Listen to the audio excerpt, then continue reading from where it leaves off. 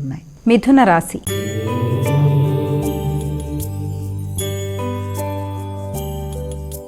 అమ్మా, మిథున రాశి వారికి ఈరోజు ఏ విధంగా ఉండబోతోంది? ఈ మిథున రాశి వారికి మిథున రాశిలోకి వచ్చే నక్షత్రాలను కూడా ముందర పరిగణలోకి తీసుకున్నట్లయితే మిథునంలోకి మృగశిర 3-4 పాదాలు, అలాగే దాంతోపాటుగా ఆరుద్ర 1-2-3-4 పాదాలు, దాంతోపాటుగా పునరుస్ 1-2-3 పాదాలు, మొత్తం ఈ 9 పాదాలు కలిపి మనం మిథున రాశిలోకి తీసుకుంటాం. మిథున రాశి వారికి చేస్తున్న కార్యక్రమాల్లో ఎక్కువ కష్టంతో దాన్ని సాధించుకుంటారు.